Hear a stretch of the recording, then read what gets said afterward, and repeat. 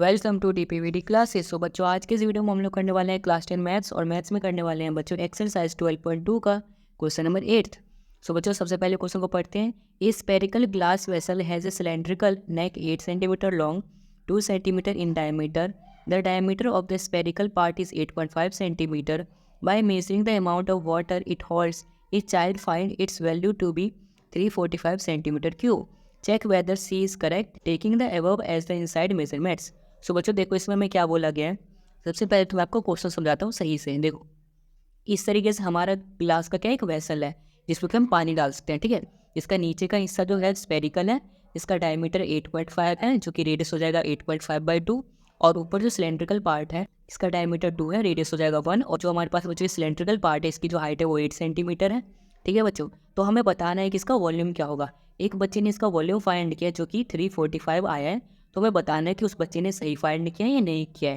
तो कैसे बताएंगे, इसके लिए हमें फाइंड करना पड़ेगा, है ना बच्चों। तो हम यहाँ पे लिखते हैं वॉल्यूम ऑफ वेसल। अगर हमें वेसल की वॉल्यूम निकालनी है तो हम कैसे निकालेंगे, सबसे पहले वॉल्यूम ऑफ स्पेयर जो कि नीचे है, तो यहाँ पर मैं लिखता हूँ वॉल्यूम ऑफ स्पेयर, ठीक है बच्चों।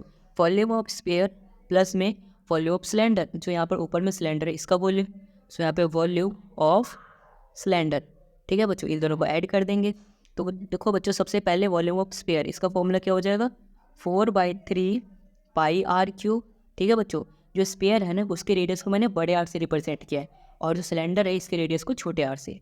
फिर प्लस में volume of cylinder, volume of cylinder क्या होता है बच्चों पाई आर स्क्वायर एच, ठीक है। तो देखो बच्चों, सबसे पहले 4/3 इंटू पाई की वैल्यू क्या पुट करेंगे बच्चों 3.14 इंटू में आर इन 8.5 का हाफ कर देंगे बच्चों, कितना हो जाएगा 4.25 हो जाएगा, यानी कि 4.25 का यहाँ पर आ जाएगा क्यूब, ठीक है बच्चों। फिर प्लस में पाई की वैल्यू क्या है बच्चों 3.14, फिर इंटू में 1 का स्क्वायर, और 1 क्या बच्चों हमारा रेडियस है, सो 1 का स्क्वायर, फिर इंटू में एच यानी कि हाइट जो कि हमारा हो जाएगा 8, ठीक है बच्चों।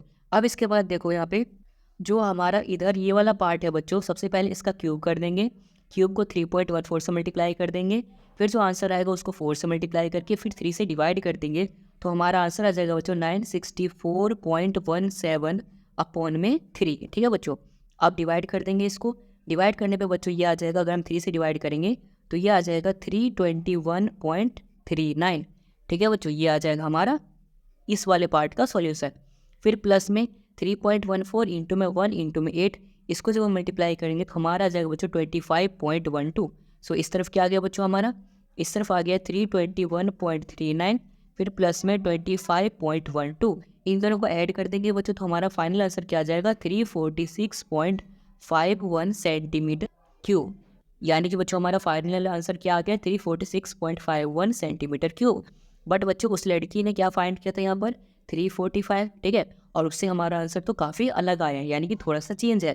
सो बच्चों यहाँ पर हम क्या लिख देंगे लास्ट में कि हैंस, इसीलिए हर आंसर, यानी कि उस लड़की ने जो आंसर फाइंड किया था इज़ इनकरेक्ट, यानी कि उसका जो आंसर था बच्चों वो गलत है, यानी कि सही नहीं है, ठीक है बच्चों। सो आई होप बच्चों आपको एक्सरसाइज 12.2 का क्वेश्चन नंबर 8 तो भी आया होगा समझ में, और इसी के साथ बच्चों हमारा चैप्टर 12 भी हो जाता है कंप्लीट, और ये एक्सरसाइज हो जाता है कंप्लीट।